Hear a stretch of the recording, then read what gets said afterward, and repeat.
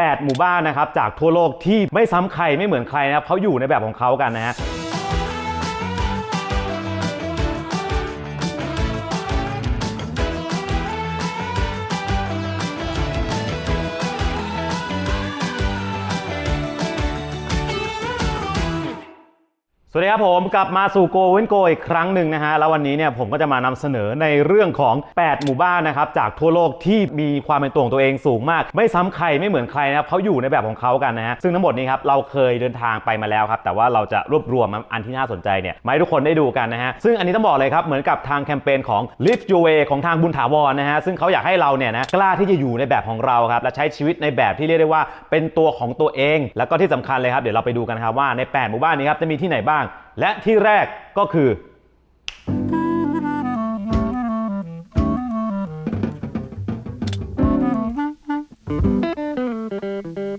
อมาเริ่มที่หมู่บ้านแรกนะครับหมู่บ้านนี้มีชื่อว่าหมู่บ้านกิลทอนนะครับหรือว่าจะออกเสียงว่ากีทูนก็ได้นะคือผมอ่านมาหลายแหล่งเนี่ยมันจะมีแบบออกเสียงอยู่2แบบนะฮะอันนี้ตั้งอยู่ที่เมืองโอเฟอร์ไรเซนนะครับที่ประเทศเนเธอร์แลนด์หมู่บ้านนี้มีฉายาว่าหมู่บ้านไร้ถนนนะครับเพราะว่าจริงๆแล้วหมู่บ้านนี้มันจะแตกต่างจากหมู่บ้านอื่นปกติหมู่บ้านทุกหมู่บ้านเนี่ยเขาจะต้องใช้รถกันใช่ไหมแต่หมู่บ้านนี้ครับเขาใช้เรือเป็นพาหนะหลักนะฮะซึ่งจริงๆมันก็มีถนนแหละแต่ถนนเนี่ยมันอยู่รอบนอกหมู่บ้านแต่ว่าตัวหมู่บ้านจริงๆครับเขาจะใช้เรือเนี่ยในการสัญจรไปมานะฮะแล้วในหมู่บ้านเนี่ยก็จะมีแค่สะพานทางเท้ากับรถจักรยานนะฮะแล้วก็คลองสำหรับเรือแค่นั้นเลยและทุกคนในหมู่บ้านนี้นะครับก็ใช้ชีวิตแบบนี้มาตลอดเลยคือแทบไม่มีการเปลี่ยนแปลงอะไรเลยส่วนตัวบ้านที่เขาอาศัยอยู่นะครับจะมีความแบบดั้งเดิมมากๆนะคือสร้างมาตั้งแต่ช่วงสมัยศตวรรษที่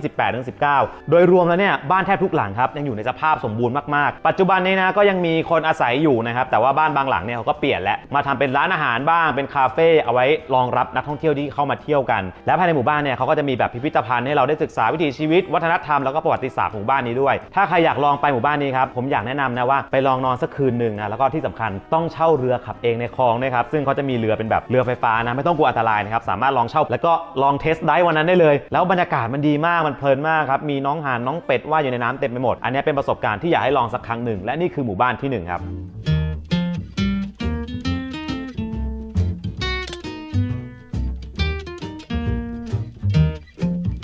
มาที่หมู่บ้านที่2นะครับตอนแรกเราเข้าใจว่าหมู่บ้านไร้ถนนมีแค่ที่เนเธอร์แลนด์ใช่ไหมครับผมไปเจออีกที่หนึ่งครับอยู่ที่ประเทศเยอรมันหมู่บ้านนี้มีชื่อว่าเลเดอร์นะหมู่บ้านนี้ครับเป็นไร้ถนนอีกแห่งหนึ่งแต่อันนี้ผมว่าอินดี้กว่านะฮะคือตรงนี้อยู่ที่เมืองลูเบเนานะครับรัฐแบรนเดนเบิร์กประเทศเยอรมนีนะเป็นหมู่บ้านเล็กๆนะครับที่อยู่ในสปรีวอลนะครับเป็นหนึ่งในพื้นที่ป่าสงวนของในเยอรมันคุ้มครองโดยยูเนสโกนะฮะพื้นที่ป่าแห่งนี้นะครับจะมีแม่น้ำสปรีเนี่ยไหลผ่านนะเขาก็เลยเรียกว่าสปรีวอลเพราะฉะนั้นครับหมู่บ้านอยู่ในพื้นที่นี้จึงไม่มีถนนสำหรับรถยนต์เลยนะผมไปที่หมู่บ้านนี้นะครับจะมีเพียงแค่คลองเล็กๆแล้วก็ต้องใช้เรือในการเดินทางมายังหมู่บ้านนี้ด้วยจริงๆเนี่ยเราอาจจะเห็นนะว่าที่หมู่บ้านกิลทอนเนี่ยมันจะมีเรือไฟฟ้าใช่ไหมที่นี่ครับอินดี้กว่านั้นครับเรือทั้งหมดเป็นเรือพายและถ้าเป็นเรือของคนในหมู่บ้านเขาเองครับเขาใช้ไม้เนี่ยในการค้ำลงไปในน้ำแล้วก็ในการแบบเลื่อนไปเรื่อยๆนะผมถามชาวบ้านบอกว่าที่นี่นะไม่มีถนนเลยการจะมาได้เนี่ยเช่นรถดับเพลิงคุณหมอต้องนั่งเรือมานะครับอินดี้สุดๆครับแต่ปัจจุบันเนี่ยก็มีข่าวว่าเขาเริ่มมีการสร้างสะพานสำหรับข้ามมาได้แล้วนะฮะแต่ก็ยังแนะนำให้เราลองเช่าเรือไปอยู่ดีนะครับเพราะว่ามันเป็นแบบเป็น culture ของเขานะส่วนเรือเนี่ยจะมีให้เช่า2แบบครับมีเรือคายักแล้วก็เรือแคนูนะฮะหรือจริงๆใครพายไม่เป็นเนี่ยก็จะมีโบ๊ททัวร์ด้วยและในอดีตเนี่ยหมู่บ้านนี้ครับเป็นที่อยู่อาศัยของกลุ่มซอร์เบียนนะฮะหรือว่าชาวสลาฟตะวันตกส่วนใหญ่เนี่ยก็จะอยู่ในพื้นที่ระหว่างแบบพวกเยอรมันเช็กโปแลนด์นะฮะแล้วก็เลเดอร์เนี่ยเป็นหนึ่งในหมู่บ้านที่พวกเขาเนี่ยเคยอาศัยอยู่มาก่อนนะในตั้งแต่สมัยก่อนเลยปัจจุบันนี้ครับยังมีคนอาศัยอยู่นะฮะมีอยู่ประมาณแค่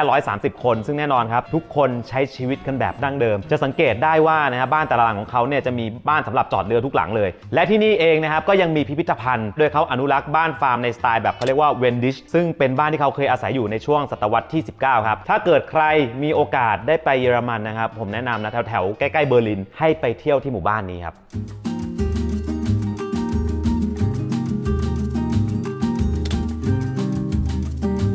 บหมู่บ้านที่3นะครับหมู่บ้านนี้บอกเลยนะเป็นสวยยังกับอยู่ในเทพนิยายนะครับหมู่บ้านนี้มีชื่อว่าอันเดรดอลนะจริงๆหมู่บ้านนี้ถ้าฟังทุกคนฟังเนี่ยอาจจะไม่รู้สึกว่ามันแปลกอะไรขนาดนั้นแต่ต้องบอกนะครับว่านี่เป็นส่วนหนึ่งนะครับในเส้นทางท่องเที่ยวที่สวยที่สุดในโลกอย่าง Norway in a nutshell นะฮะซึ่งโลเคชั่นหมู่บ้านนี้ก็ดีมากนะครับเพราะว่าเขาจะมีภูเขาล้อมรอบอยู่ด้านหลังนะครับแล้วก็ด้านหน้าเนี่ยจะเป็นฟยอร์ดนะครับเป็นหนึ่งในธรรมชาติที่มีแค่ไม่กี่ประเทศบนโลกนะครับที่จะมีแบบนี้ได้แต่ก่อนเนี่ยจริงๆมันเป็นหมู่บ้านลึกลับมาก่อนนะครับเพราะว่าในสมัยก่อนเนี่ยมันยังไม่มีถนนเลย ฮะหมู่บ้านนี้ครับจะต้องนั่งเรือไปเท่านั้นอีกแล้วนะครับแต่ว่าปัจจุบันเนี่ยครับเขามีการเจาะอุโมงค์สร้างถนนครับทะลุภูเขาด้านหลังหมู่บ้านเราก็เลยสามารถที่จะไปเที่ยวหมู่บ้านนี้ได้2วิธีครับไม่ว่าจะเป็นการนั่งเรือก็ได้หรือว่าจะขับรถไปก็ได้นะฮะซึ่งปัจจุบันนะฮะที่หมู่บ้านนี้มีคนอาศัยอยู่แค่ประมาณ 60-70 คนเท่านั้นเองแต่จำนวนแพะนะครับเยอะกว่าคนในหมู่บ้านอีกนะครับคือเขาเลี้ยงแพะเยอะมากนะเป็นอีกสถานที่หนึ่งที่นักท่องเที่ยวเนี่ยไปยังไม่ค่อยเยอะบอกแก่การมาพักผ่อนชิลๆส่วนแน่นอนครับเลี้ยงแพะเยอะเขาก็มีของขึ้นชื่อคือบราวน์ชีสครับหรือว่าชีสสีน้ำตาลเป็นชีสที่ใช้นมแพะนะครับเป็นวัตถุดิบหลักเป็นอีกหนึ่งวิถีชีวิตดั้งเดิมนะครับที่เขาสืบทอดกันมาจนถึงปัจจุบันทุกวันนี้ด้วยถ้ามีโอกาสไปที่นอร์เวย์อินอนัทเชลนะฮะอยากให้ลองแวะที่นี่ด้วยเพราะว่ามันสามารถนั่งเรือจากเมืองฟลอมเนี่ยมาได้เลยคือต้องบอกว่าตอนนั่งเรือมาเนี่ยมันแบบโอ้โหสวยมากจริงๆอ่ะเหมือนหลุดไปอยู่ในเทพนิยายเลยครับถ้ามีโอกาสรอบหน้าครับผมจะไปนอนค้างที่นี่สัก1 คืนนะฮะเรามาดูที่เมืองกันบ้างนะครับเมืองนี้นี่ต้องบอกเลยนะว่าไม่ธรรมดาครับเพราะว่าเมืองนี้เมืองเดียวแต่อยู่กันถึง2 ประเทศครับเมืองนี้มีชื่อว่านะครับเบอร์เล่นะจริงๆแล้วเมืองนี้มี2ชื่อเรียกนะฮะก็คือมีชื่อหนึ่งคือเบอร์รี่นัทเซานะฮะจะอยู่ในเนเธอร์แลนด์ส่วนเบอร์เล่แฮโตกเนี่ยจะอยู่ในเบลเยียมถ้าคุณอาศัยอยู่ฝั่งไหนเนี่ยจะต้องเสียภาษีทำตามกฎหมายของประเทศนั้นครับต้องบอกก่อนว่าในหมู่บ้านเนี่ยเวลาเราเข้าไปเนี่ยจะเห็นเลยว่าจะมีเส้นประนะครับแบ่งเขตแดนไม่ชัดเจนเพราะฉะนั้นระหว่างที่เราเดินทางเที่ยวไปเที่ยวมาในเมืองเนี่ยครับเราจะเหมือนเดินข้ามประเทศข้ามไปข้ามมาแบบตลอดเวลาเลยและอย่างที่บอกไปนะครับถ้าเราอาศัยอยู่ฝั่งไหนก็ต้องเสียภาษีฝั่งนั้นใช่ไหมแล้วถ้าบ้านเราอยู่ตรงเส้นตรงกลางพอดีล่ะจะเป็นยังไงคือจะมีคนอาศัยอยู่ในบ้านแบบนี้ด้วยคือมีเส้นแบ่งเขตแดนครับผ่ากลางประตูพอดีเลยบ้านหลังนั้นก็เลยมี2เลขที่บ้านนะครับก็คืออยู่ทั้ง2ประเทศเลยหรืออย่างบ้านบางหลังเนี่ยนะครับเป็นบ้านหลังเดียวกันแต่ว่ามีประตู2ฝั่งก็จะมีบ้านเลขที่อยู่ทั้ง2ประเทศเช่นกันครับแล้วก็เขาจะวัดนะครับว่าประตูอยู่ฝั่งไหนก็เท่ากับบ้านนั้นเนี่ยอยู่ฝั่งประเทศนั้นนั่นเองเราเป็นนักท่องเที่ยวนะครับไปเนี่ยอาจจะมีงงๆนะฮะแต่ว่าคนในนี่เขาอาศัยอยู่แบบนี้เนี่ยมาตั้งนานแล้วครับซึ่งมันเป็นเรื่องแต่สมัยก่อนนู้นเลยนะตอนที่แบบเบลเยียมกับเนเธอร์แลนด์ยังเป็นประเทศเดียวกันตอนนั้นแบบเป็นการแบ่งพื้นที่ของท่านลอร์ดท่านดิวต์ในสมัยก่อนเนี่ยเขาเป็นเจ้าของพื้นที่กันพอตอนหลังเนี่ยมันมีการแยกประเทศใครอยู่ในเขตไหนเขาก็เลยเป็นประเทศนั้นฮะดูจากแมปตอนนี้ทุกคนจะเห็นว่าโอ้โหแบบงงมากครับถ้าใครอยากลองเมืองแปลกๆนะครับให้ลองไปเยี่ยมเมืองนี้ดูอยู่ตรงชายแดนระหว่างเนเธอร์แลนด์แล้วก็เบลเยียมครั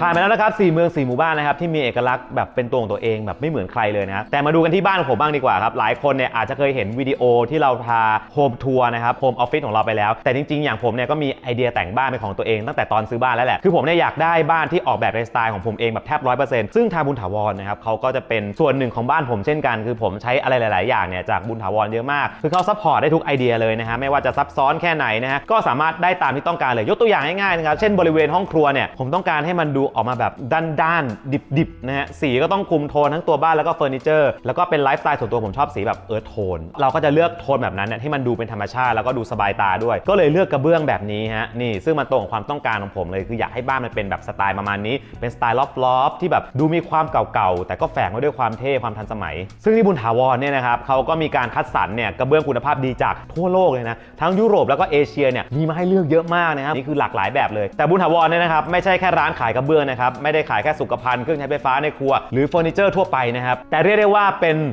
Modern Specialty Store นะครับที่มีสินค้าเฉพาะทางตอบโจทย์คนรักการตกแต่งบ้านทั้งมีความโมเดิร์นนะครับทันสมัยแล้วก็ที่สำคัญครับเขาใส่ใจทุกรายละเอียดจะบอกว่าการออกแบบบ้านเนี่ยมันก็เหมือนกับการออกแบบชีวิตของเรานั่นแหละฮะเพราะฉะนั้นไอเดียการตกแต่งบ้านครับมันต้องตอบสนองความต้องการของตัวเราด้วยครับจะไปอยู่บ้านของเราเนี่ยอย่างมีความสุขที่สุดเนี่ยก็ต้องอยู่อย่างที่เราอยากอยู่ครับไม่ต้องตามใครไม่ต้องเหมือนใครและอยากให้ทุกคนนะครับกล้าที่จะมีบ้านนะครับในแบบที่เป็นตัวของตัวเองนะครับไม่ต้องเหมือนใครฮะและผ่านไปแล้วนะครับ4 หมู่บ้านนะฮะเมื่อกี้เราไปฝั่งยุโรปแล้วครับเรามาดูฝั่งเอเชียกันบ้างที่เอเชียเองครับก็มีหมู่บ้านที่แบบไม่เหมือนใครเหมือนกันซึ่งหมู่บ้านนี้ผมบอกเลยนะถ้าทุกคนเห็นภาพครับทุกคนอาจจะไม่เชื่อครับว่านี่อยู่ที่ประเทศสิงคโปร์ครับเพราะว่าจริงๆแล้วสิงคโปร์เนี่ยภาพที่ทุกคนเห็นเนี่ยก็คือแบบตึกสูงสวยๆความเป็นแบบตึกกับธรรมชาติที่อยู่รวมกันดูทันสมัยนะแต่หมู่บ้านนี้ครับมีชื่อว่ากำปงโรลองบวงกอกเป็นหมู่บ้านดั้งเดิมนะครับถ้าเราย้อนไปในอดีตของสิงคโปร์เนี่ยจะมีหมู่บ้านแบบนี้อยู่เยอะมากนะครับในสมัยก่อนเขาจะเรียกว่ากำปงซึ่งเป็นภาษามาเลเซียแปลว่าหมู่บ้านครับปัจจุบันนะครับที่กำปงแห่งนี้เนี่ยเป็นหมู่บ้านดั้งเดิมแห่งสุดท้ายแล้วนะครับของสิงคโปร์ครับด้วยความที่ว่าความเจริญเนี่ยเข้ามาในประเทศมากขึ้นก็เลยทำให้กำปงเนี่ยค่อยๆหายไปนะฮะแต่พื้นที่ตรงนี้ครับเป็นกำปงที่ทำเลไม่ค่อยดีครับมีปัญหาหลายอย่างมีทั้งน้ำท่วมหน้าดินไม่แข็งแรงอยากจะสร้างตึกสูงๆก็ลำบากเลยทำให้ที่นี่ยังคงอยู่และมันก็เป็นเรื่องของความแข็งแรงของชุมชนนะครับที่ทางตัวแบบเจ้าของที่ดินอะไรเองหรือชาวบ้านที่มาอาศัยตรงนี้เขาพยายามรักษาไว้ตัวบ้านนะครับอาจจะดูธรรมดานะครับสร้างจากไม้บ้างสร้าง ร้างจากปูนบ้างแต่ตอนนี้ก็ยังมีคนอาศัยอยู่นะครับซึ่งมีคนอาศัยอยู่ประมาณ60คนได้ซึ่งส่วนใหญ่เนี่ยจะเป็นชาวจีนกับชาวมาลายูและจริงๆแล้วเนี่ยทางเจ้าของกระโปรงเองเนี่ยครับก็ยังเปิดให้คนอื่นสามารถมาเช่าบ้านได้นะฮะซึ่งบอกเลยว่าค่าเช่าเนี่ยถูกมากถ้าเทียบกับค่าเช่าหรือค่าครองชีพในสิงคโปร์นะฮะแล้วต้องบอกว่าแทบทุกอย่างในหมู่บ้านนี้ครับเป็นสิ่งที่ตรงกันข้ามกับสิงคโปร์เป็นในปัจจุบันมากๆครับใครอยากลองแวะมาที่นี่สักครั้งนะครับก็ลองมาดูได้ครับสามารถจ้างไกด์ได้ด้วยนะลองไปดูตามเว็บไซต์เนี่ยเซิร์ชชื่อนี้เลยมันจะมีเป็นทัวร์นะครับถ่ายเขาจะมาอธิบายเล่าเรื่องประวัติสิงคโปร์ให้ฟังเล่าเรื่องประวัติหมู่บ้านนี้ให้ฟังครับและนี่คือที่5ฮะ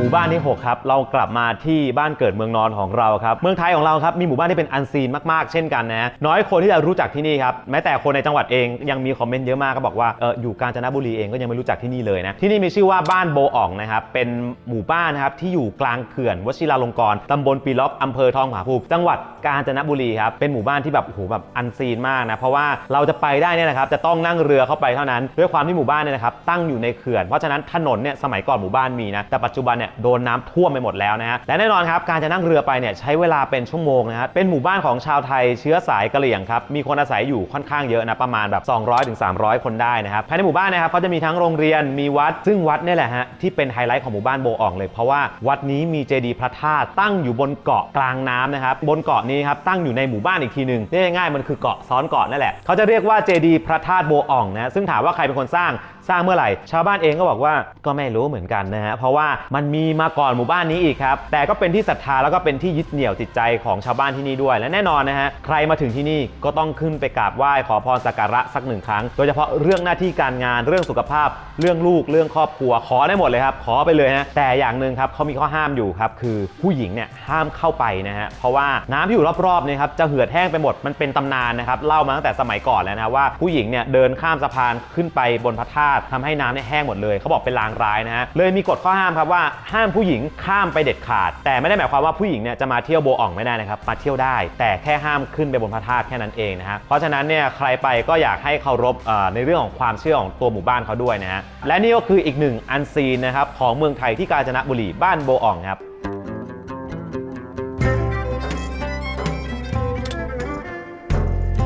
บมาถึงสถานที่ที่7แล้วนะครับที่นี่เป็นเรียกได้ว่าเป็นหมู่บ้านที่อยู่กลางมหาสมุทรแห่งเดียวนะครับอันซีนของเมืองไทยแล้วก็หลายๆคนน่าจะเริ่มรู้จักกันแล้วนะนี่คือเกาะปัญญีนะครับอยู่ที่ภาคใต้นะครับจริงต้องบอกว่าภาคใต้เนี่ยมีเกาะเล็กเกาะใหญ่มากมายครับแต่เกาะนี้ค่อนข้างพิเศษนะเพราะว่ามันเป็นหมู่บ้านที่เขาสร้างอยู่บนน้ำเลยนะฮะแล้วก็อยู่ที่จังหวัดพังงานะครับใครอยากมาเที่ยวนะครับเราสามารถที่จะนั่งรถนะครับมาลงที่ท่าเรือแล้วก็นั่งเรือต่อไปที่หมู่บ้านได้ส่วนใหญ่เนี่ยหลายๆคนอาจจะแค่แบบแวะมาเที่ยวที่เกาะปัญญีเนี่ยแวะมาเที่ยวเฉยๆแบบกินข้าวแล้วกลับบ้านแต่จริงมันมานอนค้างได้นะฮะและต้องบอกนะครับว่าในชุมชนเขาเองนะครับก็จะมีการแบ่งเป็น4หมู่บ้านหลักๆมีชาวบ้านอาศัยอยู่เป็นพันคนเลยนะเยอะมากนะฮะส่วนใหญ่เนี่ยจะนับถือศาสนาอิสลามนะครับสังเกตได้ว่ามีมัสยิดอยู่ในหมู่บ้านด้วยรวมถึงอาชีพของชาวบ้านที่นี่ก็ยังยึดอาชีพประมงเป็นหลักนะฮะจะเห็นว่ารอบๆเนี่ยจะมีเกาะจะมีเรือมีกระชังเลี้ยงปลาตั้งอยู่มากมายและนอกจากมัสยิดแล้วที่นี่ก็ยังมีอนามัยมีร้านค้ามีโรงเรียนมีสนามฟุตบอลลอยน้ำซึ่งสนามนี่แหละครับเป็นหนึ่งในไฮไลท์แห่งเดียวในเมืองไทยนะครับเปรียบเสมือนสัญลักษณ์ของเกาะปัญญีเลยก็ว่าได้นี่เป็นอีกหนึ่งหมู่บ้านนะครับที่ผมไปแล้วชอบมากแล้วก็แบบโอ้โหอันซีนสุดๆครับถ้าใครมีโอกาสนะครับผมอยากให้ลองแวะไปนอนบนโฮมสเตย์หมู่บ้านสักครั้งหนึ่งครับรับรองเลยว่าคุณจะรู้สึกดีมากๆครับ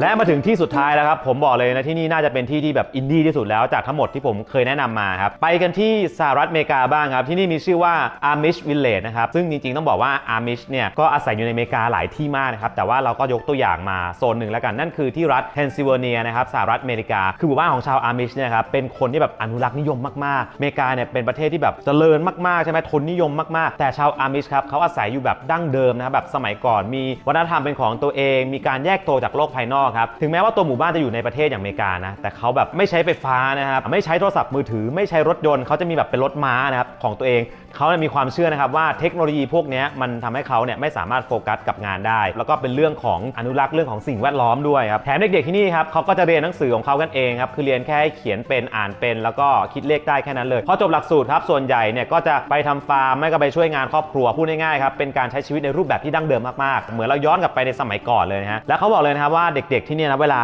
ช่วงอายุถึงช่วงหนึ่งแล้วเนี่ยจะมีสิทธิ์เลือกออกไปใช้ชีวิตนะฮะออกไปใช้ชีวิตก็ได้หรือว่าจะแบบไม่ใช้ชีวิตจะกลับมาเป็นชาวอาร์มิชหรือจะเลือกออกจากหมู่บ้านไปเลยอย่างเงี้ยมันก็จะมีแบบอะไรอย่างเงี้ยที่มันน่าสนใจมีดีเทลของมันอยู่ซึ่งเราเคยลงวิดีโอไว้แล้วครับที่นี่นะฮะไม่ใช่หมู่บ้านเล็กๆนะครับเพราะมีคนอาศัยอยู่ถึง 30,000 คนจริงๆชาวอาร์มิชเนี่ยอยู่กระจายหลายที่นะครับแต่ว่าที่เพนซิลเวเนียเนี่ยเป็นคอมมูนิตี้ที่ใหญ่ที่สุดและสามารถสัมผัสวิถีชีวิตของชาวอาร์มิชได้ที่นี่แต่ผมต้องบอกแบบนี้ก่อนนะครับว่าผมไม่อยากให้ทุกคนมองว่าที่นี่เป็นแบบ tourist attraction นะครับคืออยากให้มองว่าเรามาศึกษาเรียนรู้วิถีชีวิตของเขามากกว่าเพราะว่าชาวอาร์มิชเองเนี่ยเขาก็มีวิถีชีวิตขนบธรรมเนียมอะไรของเขานะฮะแล้วก็จริงๆเขาจะไม่ให้คนนะฮะมาถ่ายรูปให้ติดหน้าเขาหรือถ่ายวิดีโอให้ติดหน้าเขาครับนั่นแหละครับและนี่ก็คือที่สุดท้ายนะครับจากทั้งหมด8หมู่บ้านนะครับ8เมืองนะครับจากทั่วโลกที่มีสไตล์เป็นของตัวเองและไม่เหมือนใครนั่นเองฮะก็ลองบอกมาหน่อยกันครับว่าทุกคนเนี่ยชอบที่ไหนที่สุดใน8ที่นี้นะฮะหรือว่าอยากไปสักครั้งหนึ่งหรือใครเคยไปมาแล้วหรือใครมีที่อื่นๆนะครับก็ลองแนะนำมาได้ครับและเนี่ยครับคือ8หมู่บ้านที่อยู่ในแบบสไตล์ของตัวเองนะครับก็อย่างที่ว่าไปนะครับใครที่มีไอเดียแบบนี้นะครับอยากตกแต่งบ้านที่มีความเป็นตัวของตัวเองนะครับเหมือนกับ8หมู่บ้านนี้นะครับไม่ว่าไอเดียคุณจะซับซ้อนแค่ไหนครับบอกเลยว่าทางบุญถาวรเนี่ยสามารถช่วยออกแบบชีวิตและทำให้มันเป็นจริงได้ครับเพราะบุญถาวรเองเนี่ยนะครับเขาอยากให้คุณใช้ชีวิตในแบบที่เป็นตัวเอง